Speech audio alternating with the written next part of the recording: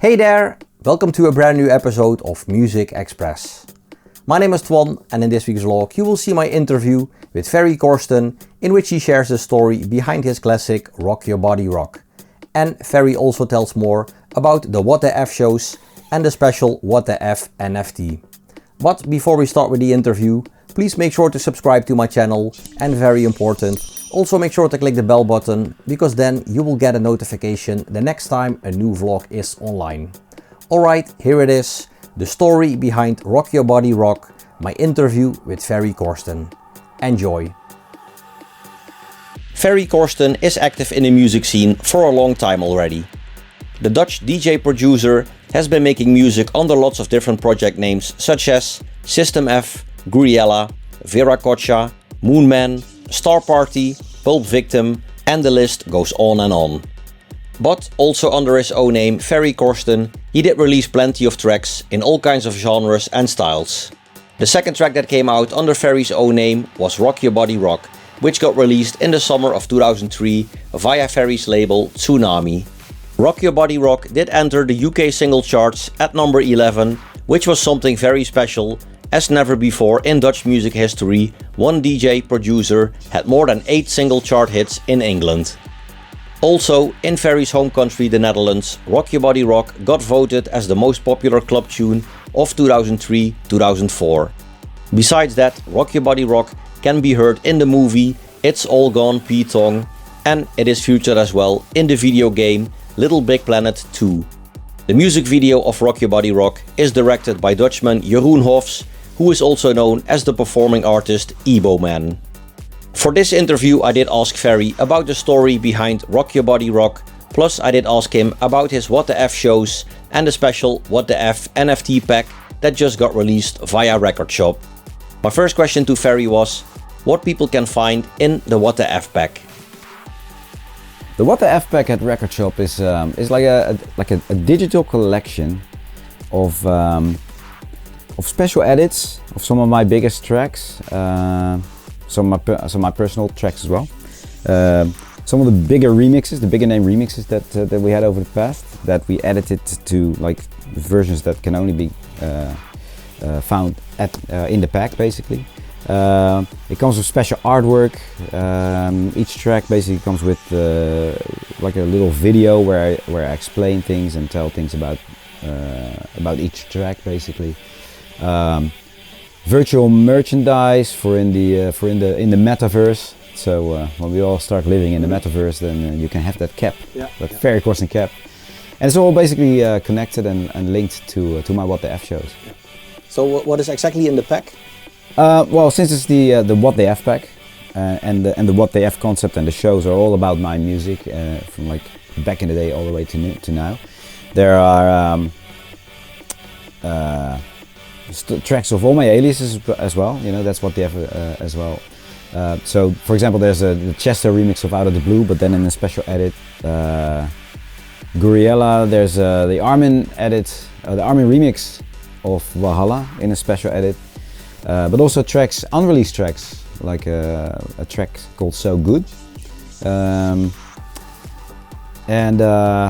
Yeah, some of my own tracks, you know, the Ferry tracks. There's a Dimitri Vegas and Like Mike remix of Rock Your Body Rock in a special edit that's in there too. So yeah, it's just really cool stuff. It's a really cool collection that basically gives you a good sort of idea of the variety basically over the years. Yeah. So yeah, I believe you also have a new single that's linked to the pack. Yeah, it's called You Can't Stop Me. It's the new Ferry single, but the difference with this new Ferry single that it's only available in the pack. Yeah, it's a cool track. It's a bit of a houseier vocal tune, but with a lot of energy and a big wink to some trancier elements. Yeah. Ah, good. So yeah, what are the rewards for the fans that purchase the pack? Well, there are different kinds of rewards. You know, one can find this card that has a certain reward, but also, for example, combination of cards or the whole collection has its own rewards as well, and it can be a guest list spot to a What the F show, a meet and greet, it can be a listening session where we discuss the music in the pack, but also stuff like physical merch, so a signed cap or a signed shirt or something. Yeah. Yeah, okay. I will put a link in the video description so people can check it out. All right. Nice. Good. So yeah, one of the tracks in the pack is the Dimitri Vegas and Like Mike remix of Rock Your Body Rock. Yeah. You just mentioned it already. So yeah, for this vlog we're going to talk about the original version of Rock Your Body Rock, which came out in the summer of 2003. Yeah, first things first, Rock Your Body Rock. It's a very electro-influenced track and maybe not really what your fans were expecting from you back then. Can you tell how you came up with the idea for Rock Your Body Rock? Yeah, Rock Your Body Rock was basically in my mind. So like I needed a follow-up to punk, because punk was obviously the very first real step away from the big trance stuff, like the System F and the Gouryella stuff, and the first track under my own name. So I had to come up with a follow-up to, you know, the first Ferry single. This was the follow-up. So I didn't want to go back to a trance track, and I've always been a big fan of sort of like the electro breaks stuff from the 80s, electronic hip hop, like Mantronics, Afrika Bambaataa, that kind of stuff. And I remember being in the States, and I think I heard a DJ, can't remember who it was, in Florida play one of those big sort of Miami bass tracks, and it had like this vocoder in it. And I was like, that's what I'm gonna do. Also thinking of Hashim and you know, It's Time, that you know, big famous track. So in my mind I was like putting all the pieces together, like I need that, and I don't know, somehow I ran into this sort of weird that is not just after 4 bars, it's actually 6 bar. You know, it's a 1, 2, 3, 4, 1, 3, and then you take after 4. It's like normally I would go back, but this continues for another 2 bars. So it's a longer melody than we were used to back then in the day. But somehow it really worked. And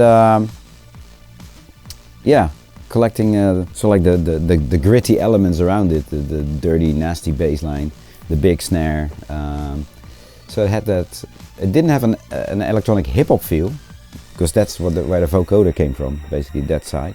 But it had this, this gnarly sort of grainy, you know, vibe to it. Yeah, that followed really well after punk. So can you tell a bit more about the production process?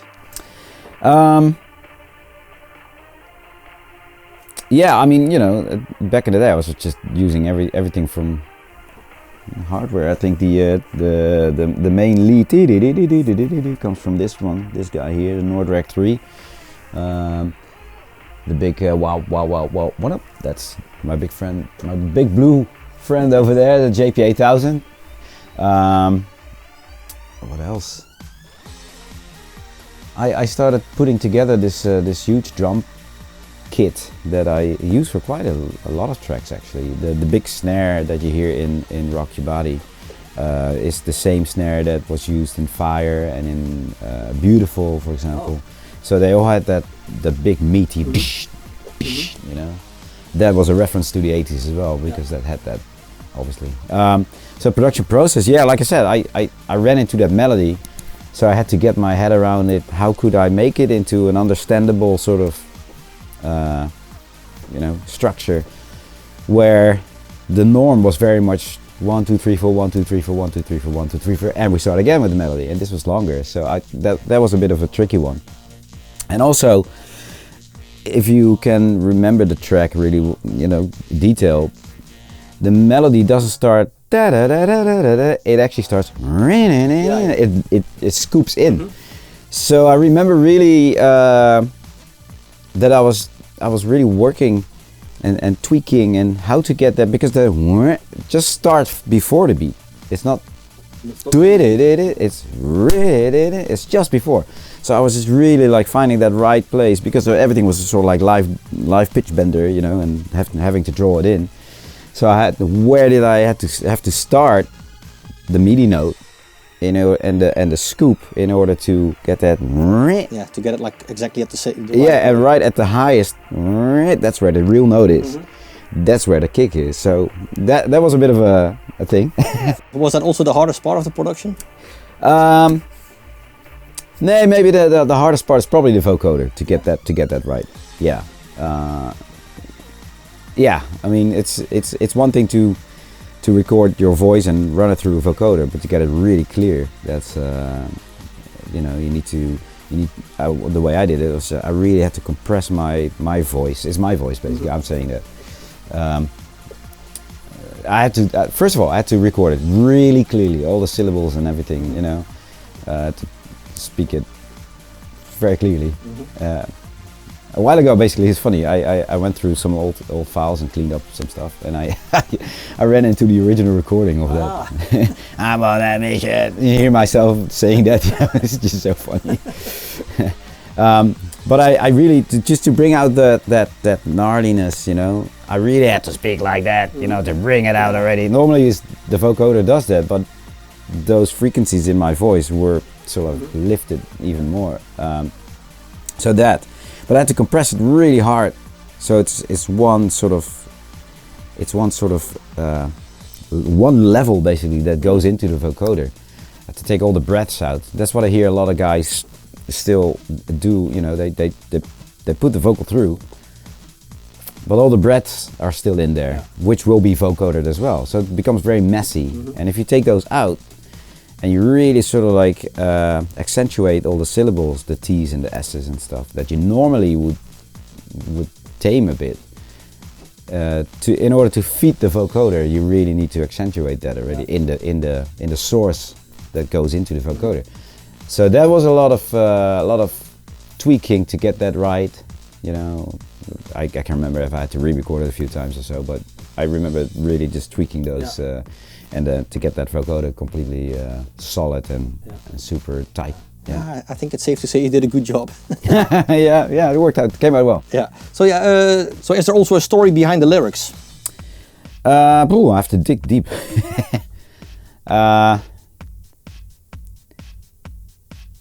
Yeah, that. I think we were working on something for my radio show at the time. I think something about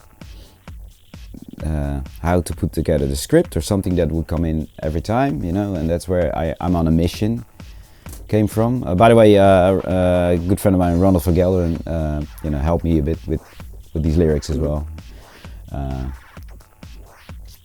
as I helped him, you know, a lot back in the day as well on stuff. So, yeah, I think we were just drafting up this sort of story that, you know, is easy to sing along to, has boldness to it, and is a little cheeky as well. And I think that came out really well. Yeah, because there's in the interview we did about punk, you already mentioned it. Lots of people think that it says "Let's rock, I wanna rock your body, rock," but that's not the case, right? No, it's a little cheekier than that. It's actually let's fuck, I wanna rock your body, rock. That's what it says. But no one hears it basically because it's right when it says fuck. There's a kick and a crash. I wanna rock your body, rock. Right. So to a lot of people, it sounds like let's rock. And I'm actually glad that it's that way because you know it was played on Radio 1 in the UK, BBC Radio, like a lot. And you cannot really swear there, huh? You can't really swear. So if they would have heard "Let's Fuck," then the track would never have been played on radio. So, but yeah, in order to make that sort of that little cheeky thing known to my audience, I at some point I made a party edit, I called it, where I just went back to the vocal just a cappella and repeated it. Let's fuck, let's fuck, let's fuck, fuck, fuck. I wanna rock your body. And then I think you play that one like in every set. Yeah, because I wanted to make sure that people can you hear this. So what did because the track got released in the UK on Positiva. So what did the label owner say when he found out? I don't think they ever found out actually. Well, maybe they'll watch this now and then you get a phone call. So yeah, speaking of the UK, it did really well in the UK. it entered the singles chart in England at number 11. This was the first time a Dutch producer had more than 8 single chart hits in England. Did you expect the track to be so big? No, I mean, did I feel the track like, oh yes, this is massive for myself and on the dance floor, yeah. But for it to go into the top 40 that high, no, I never expected that. Funny enough is that I can't remember if it was Just Jules or Pete Tong, one of the guys. They made a reference to a Gary Numan track with this, which I saw as a big compliment. Yeah. Though. But and later I started listening to some Gary Numan stuff, and I'm like, this is what they were talking about. It's probably that you know, there's that's the track that Armand van Helden also. Coochie, I think, Armand van Helden, he used this Gary Numan track, and I can't remember the Gary Numan track title, but he used that track that I think the reference is to. So now you have to start interviewing Gary Numan. That would be nice, that would be nice. So yeah, during the years, Rock Your Body Rock has been remixed by people such as Moby, Rennie Pilgrim, F Massive, Dimitri Vegas alike Mike, Artie, and in 2021 Matt Zo did a great remix. So yeah, next year Rock Your Body Rock turns 20. If you could pick whoever you want to remix the track again, who would you pick? It's a good one. I don't know, maybe Oliver Heldens could do a great job, you know?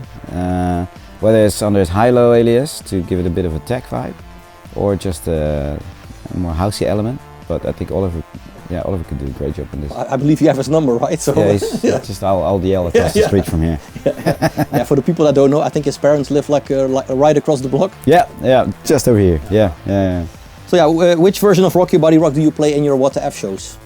The original. The original? Yeah, the party edit. The party edit. Yeah. So yeah, for the people who don't really, because we already spoke about What the F. But for the people who don't really know what the F is about, can you tell more about the concept? What the F is basically an all-nighter show where I do open to close with just my music. So it's the past one we did. The kickoff was at Ministry of Sound in London. Doors open and I'm already playing my stuff. So I'm playing some of the deeper stuff, some of the stuff that people may not even know that I'm behind it, all the way to like the biggest ones. But there are also a lot of moments in the show,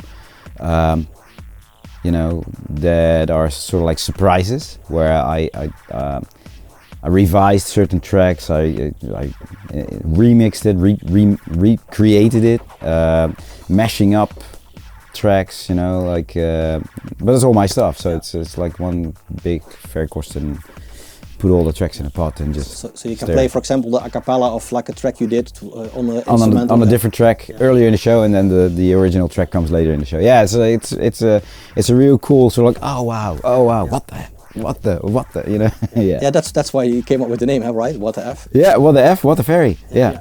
So how did the first show in London go? Really well. Yeah, you know, the first time of everything is always a bit like, let's see, you know, you can prepare as much as you can, as much as you want, but the night itself will just show what it will really do. And man, the vibe was amazing. People were there for one thing only. People knew what they were going to get, minus the surprises basically. So yeah, that vibe was just one big happy family vibe, and all the way to the end it was rammed. So yeah, was it like 5 hours? 6. 6 hours. Yeah.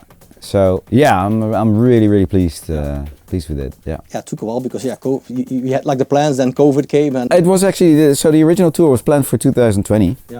And then COVID came. Yeah, and then another year of COVID came, or COVID stayed. And so we had to push it back, and we're finally here. So the same tour basically, kick off in London, and then follow up with a US tour. All the dates can be found on ferrycorsten.com. But we're in the stages. It's like quite far in the sort of like stage 2, phase 2, putting it together with European dates, with South America dates. So yeah, Asia dates are coming soon. Because that's the thing. Usually when you announce something like this, it's like, hey, Ferry, come to Mexico. Ferry, come to Argentina. Yeah, Ferry, come to whatever, you know. And especially after the first one, and some of the footage is out, and people finally get an idea of what this is about. Yeah. So did you like rediscover old tracks that you kind of forgot about? Yeah. I mean, you know, for example, my remix for Moby, Why Does My Heart Feel So Bad? When I was going through all the stuff, I was like, oh man, this track. You know, I can't remember when I played this. Actually, if I had ever played it, well, maybe a few times back in the day, but not in recent times. Let's say the last 15 years, I haven't played that one. So wonder what it will do. And when I was putting the set sort of together and seeing how that track was fitting in with the rest, it sounded, it needed an update. Yeah. So I like what I've done with Gouryella, with all the Gouryella tracks, with all the System F tracks. I reproduced it again. I had the samples here still, not everything, but I was able to extract from the original, you know, put it all together again. So it sounds like the original. It's just much tighter, and it fits in really well with the rest. And now I played it at Ministry, and the reaction from the crowd, I did not expect that. I was like, oh my god, this is cool. You were like, what the F? I was what the F, yeah. So yeah, that's one, for example. I played Cubicated again. Oh yeah. You know, I haven't played that in years, and man, it went off. And I guess also because, you know, how big techno is nowadays, and that track has a right techno vibe to it. So playing that again fit right in the moment, basically, and yeah, it was a big surprise. Yeah, maybe not everybody knows, but yeah, you also did some hardcore tracks back in the early 90s. Do you play some of those as well? I go far back, but not that far. Yeah, no. Obviously, there are also tracks, you know.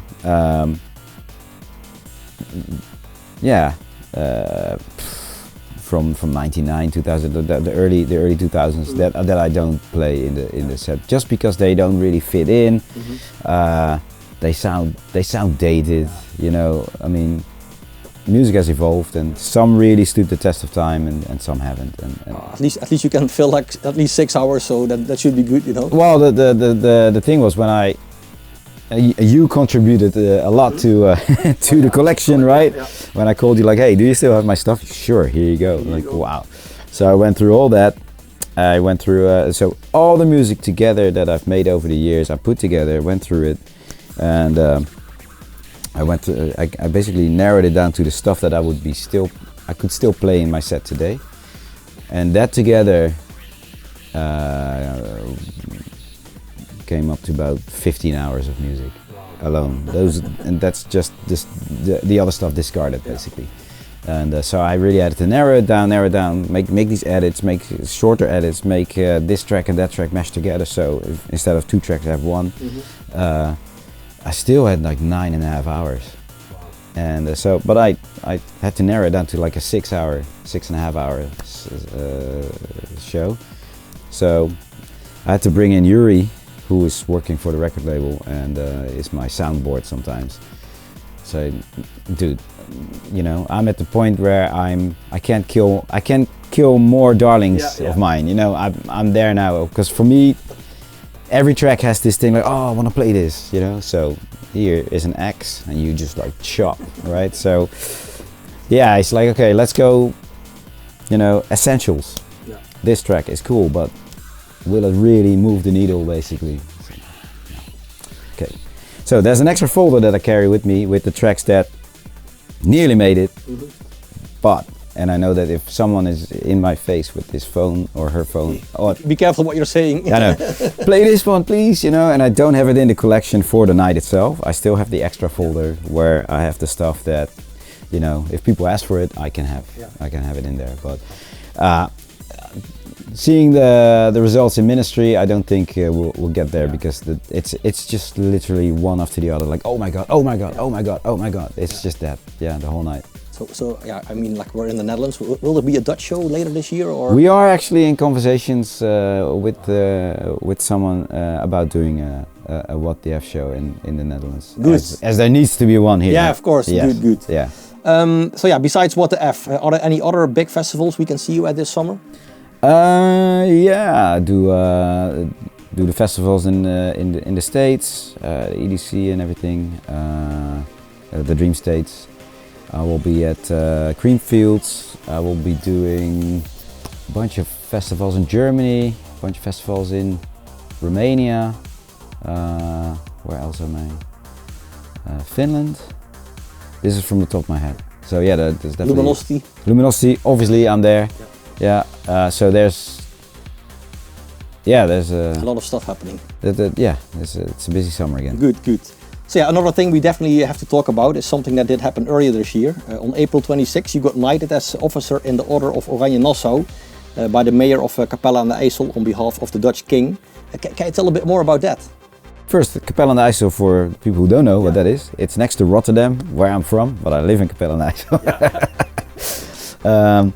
IJssel. So okay, this decoration basically is something that started about 200 years ago, and became a custom basically, where the day before the king's birthday, on behalf of the king, honorary citizens, from the Netherlands, who did something for society within the Netherlands or did something for the Netherlands on a global scale, get decorated, by the king basically, and as a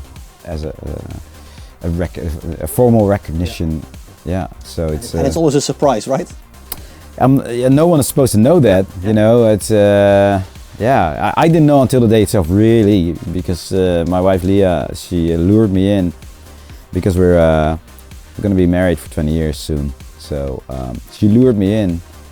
Actually, I'm saying it now. We're married for 20 years on this very day that this interview is released. Yeah. Congratulations. Yes. So yeah, she said, like, look, let's celebrate and find a location where we can do a party. So, I just went with her to a location spotting, right? And here everyone was, and all of a sudden the mayor starts talking about since when at a party is the mayor. Mm-hmm. So when I walked in, it's like, what's he doing here?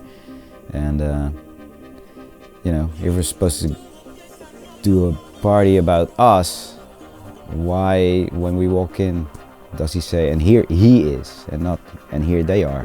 Yeah. So that's when I realized, like, hang on a minute, this is something bigger. And then he started talking about the Order of Oranje Nassau and everything. So that's when it dawned on me, like, oh wow, seriously? So yeah, it was a big surprise. Yeah, and pretty cool, of course. Yeah, honored. Yeah, it's